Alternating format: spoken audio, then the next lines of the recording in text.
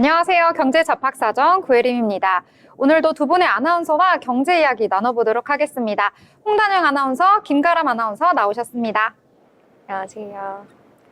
네, 그러면 오늘 시장부터 체크해보고 넘어가도록 하겠습니다. 국내 증시는 좋지 못한 분위기 속에서 흘러갔던 오늘 하루였습니다. 미증시도 한번 체크해보도록 할 텐데요. 간밤에 미증시는 3대 지수 혼조세로 마감을 했습니다. 이 간밤에 뉴욕 증시 같은 경우에는 장 초반에는 분위기가 좋았습니다. 3대 지수 모두 상승하면서 분위기를 이끌어 갔었는데요. 장 후반부로 들어가면서 상승분을 일부 반납하면서 혼조세로 마감을 했습니다. S&P 500 지수 같은 경우에는 약보합으로 마감을 했고요. 다우지수와 나스닥 지수는 모두 빨간불 켜면서 마감을 했습니다. 특히 다우지수 같은 경우에는 또 한 번 사상 최고치를 경신하면서 좋은 흐름 속에서 마감을 했는데요. 그중에서도 반도체의 상승이 두드러졌습니다. 엔비디아 같은 경우에는 다시 한번 상승을 하면서 장중에 $140를 터치하기도 했습니다. 이에 따라서 필라델피아 반도체 지수 1% 가까이 상승하면서 마감을 했는데요. TSMC의 실적 발표가 어제 오후에 나왔습니다. 어닝 서프라이즈를 기록하면서 시장의 기대치를 웃도는 결과가 나왔습니다. 이에 따라서 반도체주 전체에 훈풍을 불어넣는 그러한 효과가 나온 것인데요. 넷플릭스도 역시 실적을 발표를 했습니다. 호실적이 나오면서 시간의 거래에서도 5% 넘게 상승하면서 이 미 시장을 맞췄는데요. 이 미국의 대선 불확실성도 나타나면서 시장에서는 뚜렷한 방향을 찾지 못한 분위기였습니다. 이에 따라서 안전자산으로의 이 자금이 쏠리면서 금 가격도 상승을 하는 모습이 나타났습니다. 금의 현물 가격은 사상 최고를 기록하면서 온스당 2,691.4달러를 기록하면서 마감을 했는데요. 국내 투자자들은 오늘은 좀 어디에 투자를 할지 투자처를 찾지 못하는 모습이 나타났습니다. 자, 그렇다면 오늘 장 어떤 테마에 또 주목을 해보셨을까요? 네, 이번 주 내내 등락을 반복했던 우리장, 설레는 금요일이지만 주식시장의 표정은 조금 어둡습니다. 마치 비 오는 오늘 날씨 같기도 한데요. 양시장 모두 상승 출발했지만 이내 하락 전환했고요. 어제 반짝 상승 흐름 보였던 반도체주도 하락 흐름 보이면서 SK하이닉스는 18만 닉스로 다시 돌아왔습니다. 그래도 주목받고 있는 테마가 있는데요. 바로 영상 콘텐츠주입니다.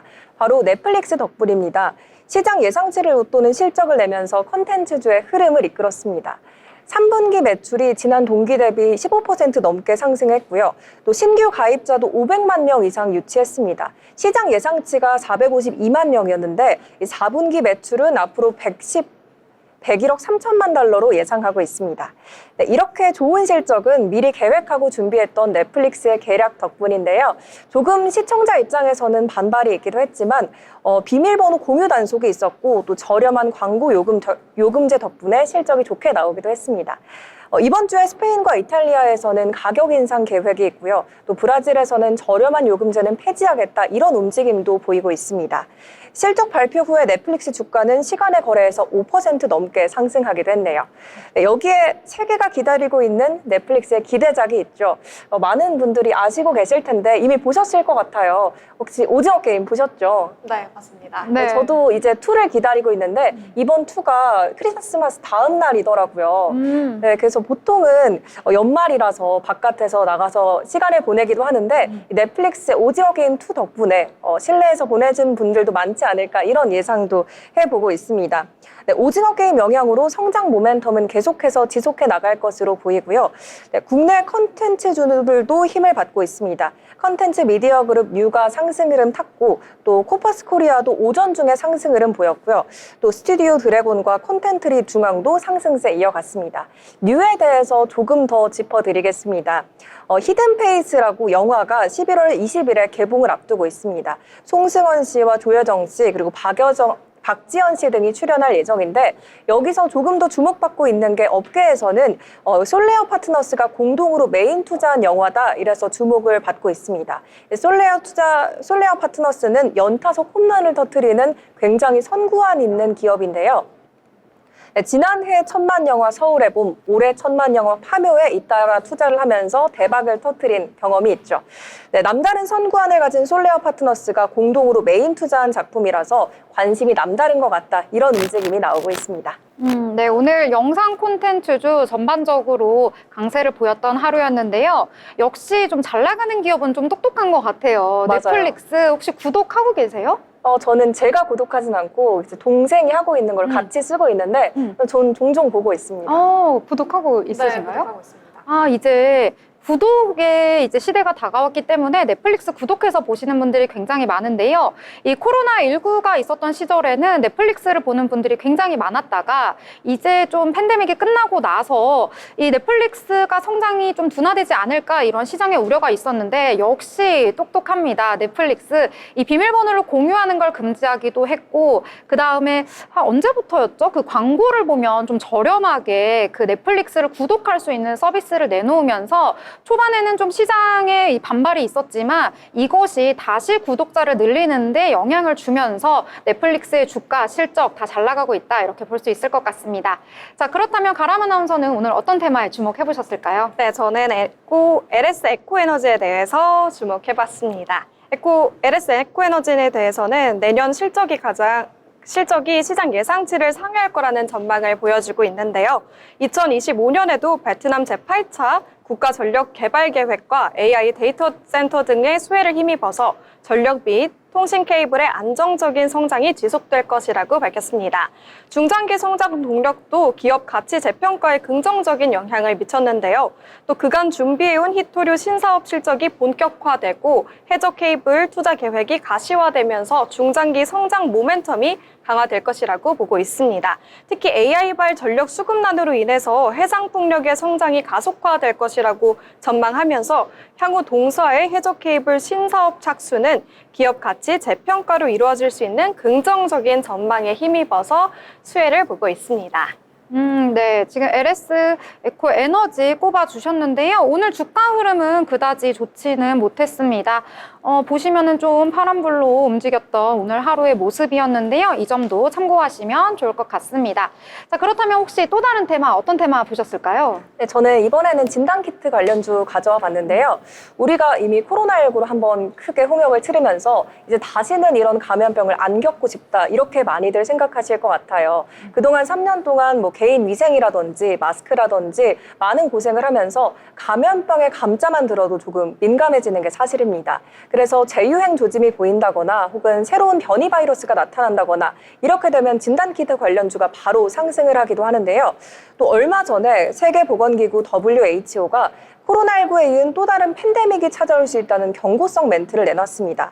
그러면서 이번 주 내내 진단키트 관련주가 조금 주목을 받기도 했는데 오늘 랩지노믹스의 상승세가 두드러졌습니다. 제가 오후 1시 반쯤 봤더니요. 14% 가까이 상승을 했더라고요. 이 랩지노믹스는 유전자 검사 전문 업체죠. 엠폭스와 코로나19 진단키트를 개발한 업체인데 엠폭스에 대해서 조금 더 설명을 드리겠습니다. 바이러스 감염에 따른 급성 발열 발진성 질환인데요. 2022년 5월 미주와 유럽 등지에서 확산하자 WHO가 세계 최고 수준 경계 태세인 국제적 공중보건 비상사태를 선언을 했습니다. 그러다가 지난해 5월 확산세가 잦아들자 해제를 한 상태고요. 전날 아프리카 질병통제예방센터에 따르면 전날 기준으로 최근 일주일간 추가로 숨진 50명을 포함해서 올해 아프리카 대륙의 엠폭스 사망 환자는 1,100명으로 집계가 됐습니다. 최근 랩시노믹스가 미국 IND 최종 인수를 마쳤고 4개의 클리어랩을 확보했다고 발표한 점도 호재로 작용했습니다. 엠폭스 관련주가 계속해서 상승 흐름 이어갔는데 수젠텍과 진매트릭스, 미코바이오메드는 오전장에서 전일 대비 23% 넘게 급등한 상태고 진단키트 관련주인 휴마시스도 상승 흐름 보였습니다. 네, 이렇게 진단키트 관련주들 함께 짚어주셨는데요. 오늘 랩지노믹스 같은 경우에는 장 초반에 VI가 발동되는 그런 모습도 보이면서 급등했던 하루였습니다. 랩지노믹스는 최근에 미국의 IMD의 최종 인수를 마치고 이 4개의 클리어를 랩을 확보했다 이러한 점을 발표한 것도 호재로 작용한 것으로 보이고 있습니다. 자, 그렇다면 오늘 장에서 저는 좀 화장품에 주목을 해봤는데요. 화장품은 좀 잊을만 하면 계속해서 상승하는 모습을 모습을 보여주는 테마입니다. 오늘 전반적으로 잘 나갔다기보다는 일부 종목이 상승하는 흐름을 보여줬는데요. 지금 수출이 굉장히 잘 되고 있다고 합니다. 이 중국뿐만 아니라 미국과 유럽까지 굉장히 수출이 잘 되고 있는 이 K-뷰티의 효과를 톡톡히 누리고 있다, 이렇게 볼 수가 있겠는데요. 이 역대 연간 최대 수출액이 2021년 3분기에 비해서 이 8.8%가 증가했다는 결과가 나왔습니다. 이러한 추세가 계속되게 된다면 이 연간 화장품 수출액이 12월 말까지 종합을 해봤을 때 사상 최대를 기록할 것이다, 이러한 전망이 나오고 있는데요. 저도 개인적으로 화장품을 굉장히 열심히 사고 있기 때문에 이 실적 호조에 좀 보탬이 되고 있지 않나, 이런 생각을 좀 하고 있습니다. 이에 따라서 오늘 시장에서는 국제약품을 비롯해서 제닉이라든지 DYD, 한국 화장품 제조, 이러한 종목들이 계속해서 주목을 받았던 오늘 하루였습니다. 자, 그렇다면 또 다른 테마, 어떤 테마에 또 주목해 보셨을까요? 네, 저는 다음 테마는 에이직랜드에 주목해봤습니다. 에이직랜드가 지금 강세를 보이고 있는데요. 대만 TSMC의 3분기 순이익이 전년 대비 54% 급증했다는 소식이 나왔습니다. 현재 에이직랜드는 전거래일 대비 16.23% 오른 32,950원에 거래 중입니다. 세계 최대 파운드리 업체 대만 TSMC의 올해 3분기 순이익은 대만 달러로 3,253억 달러, 전년 동기 대비 54.2% 급증했습니다. 시장 조사업체 LSEG가 시장 예상치로 제시한 3천억대만 달러를 뛰어넘는 실적인데요. TSMC의 올해 3분기 매출이 지난해보다 36.5% 특징주로 꼽혔습니다. 네, 이렇게 특징주 하나 꼽아서 잘 소개를 해주셨는데요. 제가 아까 화장품 말씀드렸는데 또 오늘 이 개별 이슈를 가진 종목들도 좀 튀어오르는 모습이 보여졌습니다. 이 서영 A&T 같은 경우에는 이 사모펀드 기업 SKS 프라이빗 에쿼티가 보유한 국내 화장품 업체 이 B&B 코리아 지분을 전량 인수했다고 전날 밝혔는데요. 이에 따라서 오늘 주가도 크게 움직이는 모습 보여줬고요. 혹시 동국제약의 그 센텔리안 크림 아시나요? 아니요, 모릅니다. 아, 몰라요? 그거 되게 좀 연령대 있으신 분들이 홈쇼핑에서 많이 구매한다라고 해서 유명해진 제품인데요. 이 제품 같은 경우에 이것을 중심으로 새로운 사업을 하기 위해서 동국제약이 굉장히 힘을 쏟고 있다고 합니다. 그래서 M&A를 추진해서 이 뷰티 시장에서 새로운 성장력을 찾겠다, 이런 포부를 밝히기도 하면서 역시 또 주목을 받았고요. 또 LG화학 같은 경우에 지금 언론을 통해서 바이오 원료를 활용해서 기능성 화장품 전용 원료를 개발했다, 이런 소식이 또 뉴스를 통해서 전해지면서 또 주가에도 긍정적인 흐름이 미치기도 했습니다. 자, 이렇게 전반적으로 오늘장에 대해서 정리를 해봤는데요. 본 방송에서 제공하는 정보는 투자 판단에 대한 조언일 뿐 해당 종목의 가치, 상승과 하락에 대해서는 보장하지 않습니다.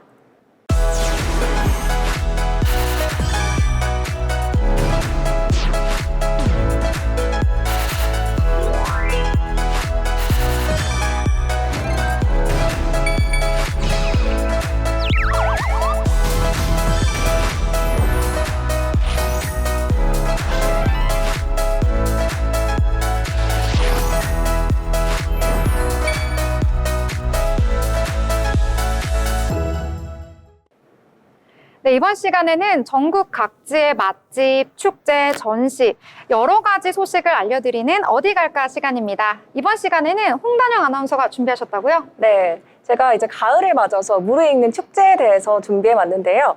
벌써 10월의 반 이상이 지나갔는데 주말마다 굉장히 곳곳에서 많은 축제가 열렸습니다. 그래도 가을의 꽃은 단풍이 아닐까 싶은데요. 저는 화담숲 단풍축제를 들고 왔습니다. 화담숲 단풍축제 혹시 들어보셨을까요? 네, 처음 들어요. 정말요? 저는 SNS에서 보긴 봤어요. 이렇게 가을에 명소해가지고 엄청나게 울긋불긋한 곳에 막 무슨 케이블카 같은 거 지나가는 맞아요. 그런 거 본 적 있었던 것 같아요. 그 영상으로 솔직히 화제가 되긴 했습니다. 모노레일을 타고 단풍을 구경하는 건데 정말 숲이 울긋불긋하게 예쁘게 물들었는데 모노레일도 타고 또 다양한 활동도 하면서 좀 가을 축제를 즐길 수 있는 이런 축제로 알려져 있습니다. 그렇게 좀 자세히 알고 있는 거 보니까 혹시 가보셨나요? 저는 가보고 싶었는데 실패했어요. 작년에 가려다가. 그래서 오늘 좀 더 열심히 찾긴 했는데요. 소개해드리겠습니다. 몇 해 전부터 뜨기 시작했어요. 원래 단풍축제 하면은 뭐 설악산이라든지 내장산이라든지 이렇게 산행 코스가 많은데 이제는 숲에 관심을 가지고 있습니다. 평소에도 워낙 예쁘지만 단풍철에는 더 예쁜 그런 숲인데요. 이제는 핫플레이스가 된 지 오랜데 이제 정말 홈페이지에 예약을 하고 가야지 조금 들어갈 수 있다. 이렇게까지 인기가 커졌습니다. 거의 수강 신청이나 또 인기 가수의 티켓팅 예매 수준으로 인기가 절정인데 홈페이지에 들어가는 것부터가 굉장히 경쟁률이 치열하고요. 지금 들어갈 수 있더라고요. 저도 어제 예약을 해보려다가 아직은 하지 못했는데 지금 들어가시면 절정인 시간에 예약을 하실 수가 있습니다. 예약을 그럼 홈페이지 가서 하면 되는 거군요. 맞습니다. 마침 오늘부터도 시작인데요. 다음 달 17일까지 한 달간 단풍축제 기간입니다. 가장 절정으로 예쁠 때는 이번 달 말부터 다음 달 초까지가 될 수가 있는데 올해 10월 19일 토요일부터 내일부터 11월 10일 일요일 사이에 방문하시는 게 가장 좋습니다. 인원도 하루에 10,000명으로 제한을 하고 있고요. 예약이 필수라서 꼭 미리 홈페이지를 통해서 예약하시는 게 좋습니다. 굉장히 모노레일도 유명하고 또 단풍 사이로 지나가는 영상으로 더 유명해지기도 했는데 그냥 보는 것도 좋은데 모노레일을 타고 가다 보면 더 예쁘게 보일 것 같죠?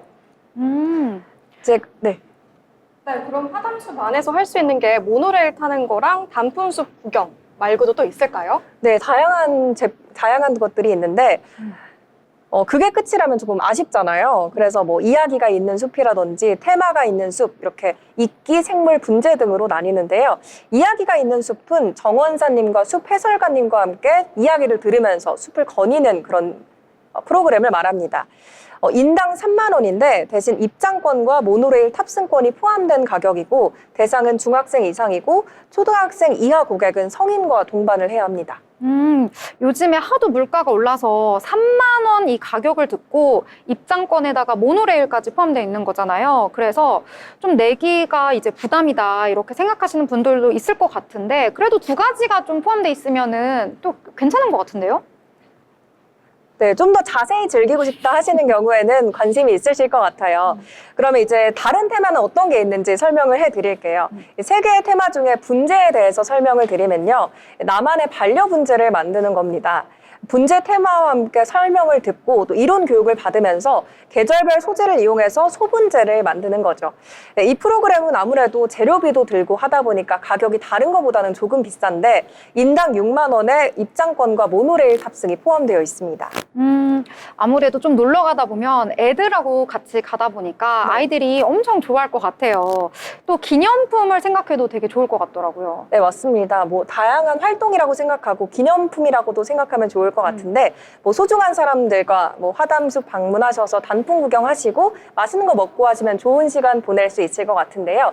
제가 아까 전에 그 이용 시간이라든지 요금에 대해서 설명이 조금 부족했던 것 같아서 설명을 해드릴게요. 일단 위치는 경기도 광주시 도척일로 278-1이고요. 요금은 성인 11,000원, 청소년 9,000원, 어린이는 7,000원입니다. 모노레일 요금은 조금 따로 내야 하는데요. 한 구간은 성인 5,000원, 어린이 4,000원이고요. 두 구간은 성인 7,000원, 어린이 6,000원입니다.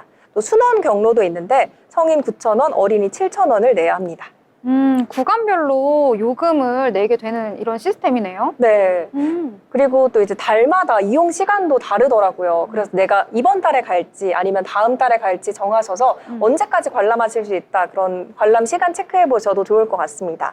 10월이 조금 더 긴데 아무래도 11월로 갈수록 해가 더 짧아지다 보니까 그런 것 같은데요.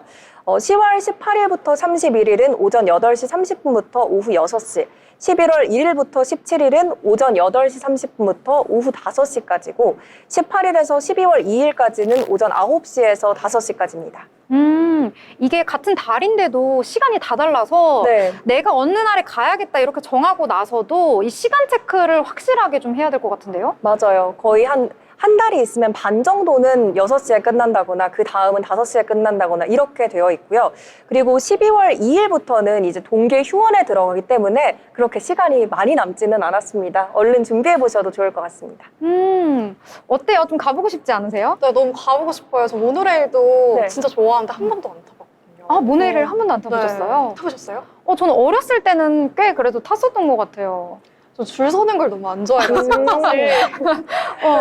근데 예약이니까 이제 줄 서지 않고 예약만 잘 하신다면 타실 수 있을 것 같습니다. 네, 한번 도전해보겠습니다. 네, 도전해서 가람 아나운서도 가서 인증샷을 꼭 올리시면 좋을 것 같아요. 네.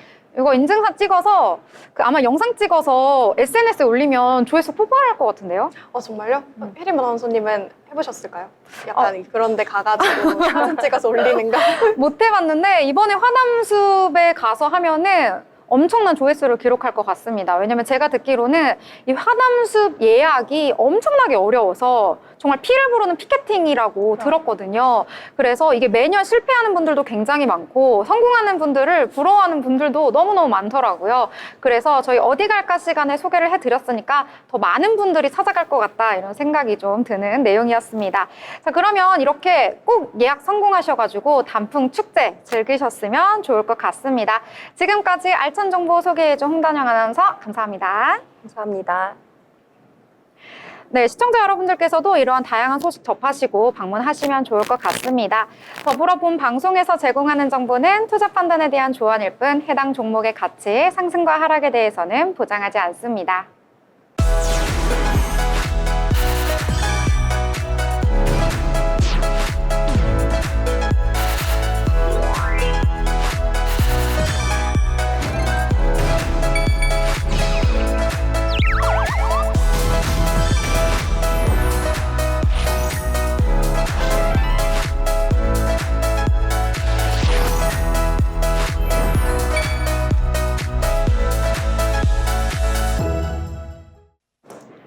네, 이번 시간은 고수들의 돈 잘 버는 비법을 알아보는 시간이죠. 돈의 맛 시간입니다.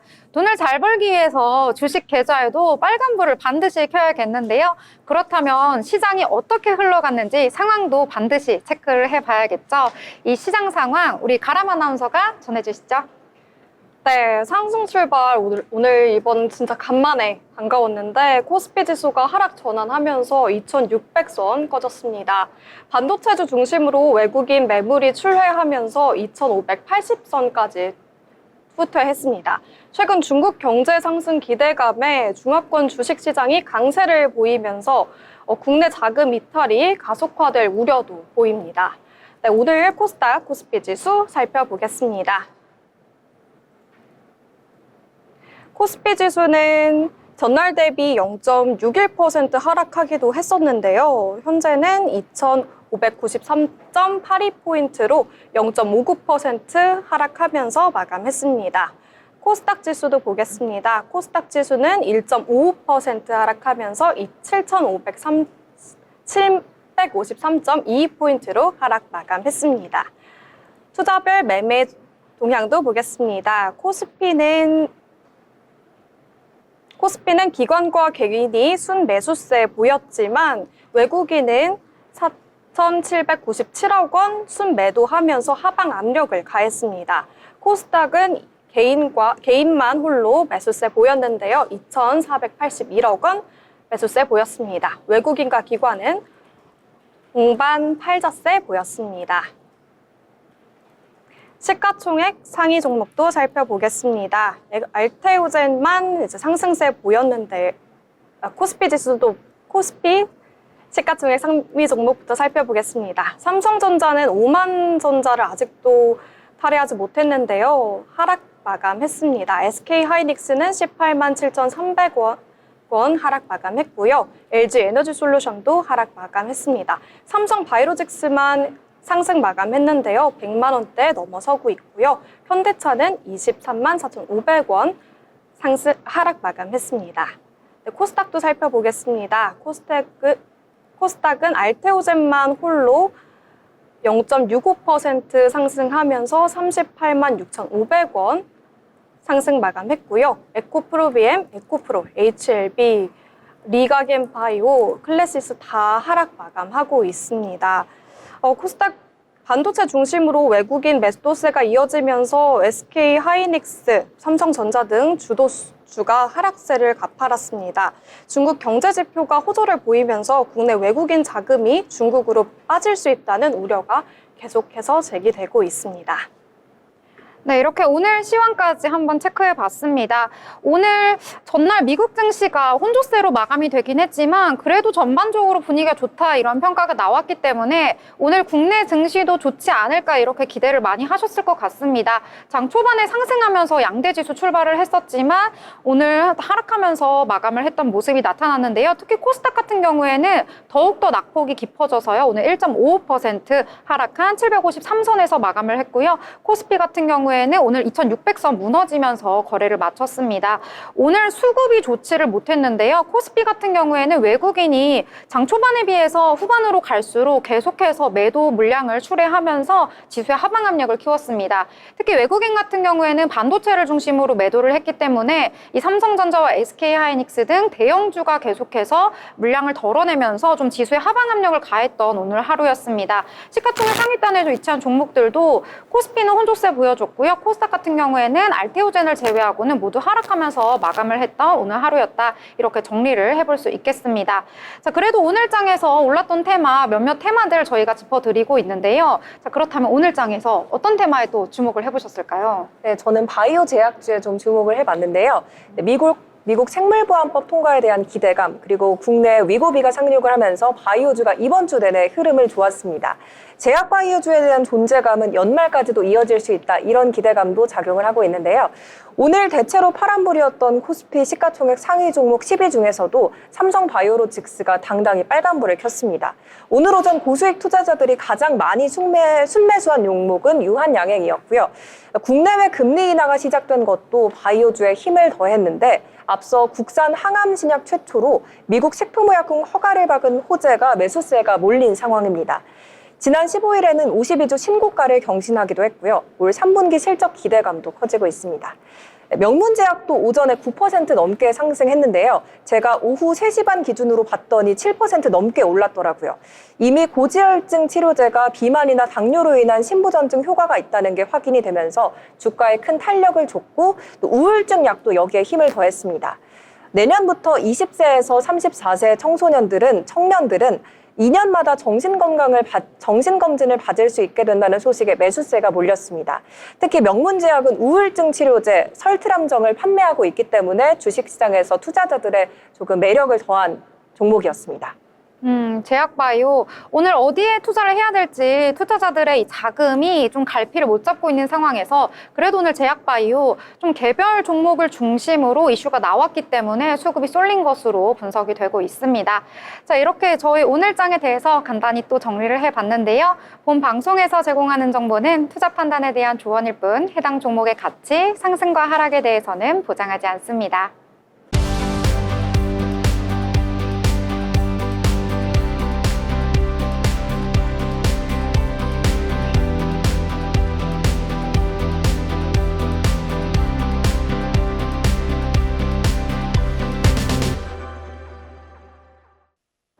네, 이번 시간은 이재규 기자와 함께 다양한 건설, 부동산 이슈에 대해서 알아보는 마켓 트렌드 시간입니다. 이재규 기자님 나오셨습니다. 어서 오세요. 네, 안녕하세요. 네, 이번 시간은 또 새로운 이슈 가지고 오셨는데요. 최근에 국정감사가 진행이 되고 있습니다. 많은 분들이 주목을 하고 계신데요. 전세 사기 이슈, 그리고 최근에 악용하고 있는 여러 가지 사례들 때문에 이 전세 사기 피해로 경매가 진행 중입니다. 이에 따라서 여기에 거주하고 계신 분들이 집을 지금 명도를 하고 있고 이익을 취하고 있는 법인들이 다수가 발견됐다고 하는데요. 관련된 내용 알려주실까요? 네, 최근 전세 사기로 경매에 나온 주택들이 법인들이 무더기로 사들인 후에 주택도시보증공사 허그에 상환할 보증금을 갚지 않고 새로운 임차인을 들여서 다시 임대하는 형태가 계속되고 있습니다.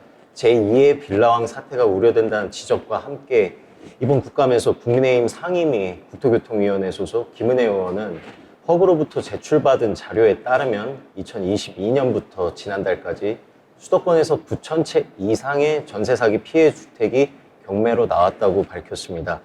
대부분의 주택은 여러 번 유찰되어서 감정가의 10% 이하로 낙찰이 되었다고도 밝혔는데요. 낙찰을 받은 법인들은 대입연재금을 상환하지 않은 채 주택을 임대하여 수익을 내고 있었습니다. 예를 들어서 한 법인은 감정가 1억 5천만 원인 빌라를 226만 원에 또 다른 법인은 감정가 3억 원짜리 빌라를 905만 원에 낙찰받아 임대 수익을 올리고 있었습니다.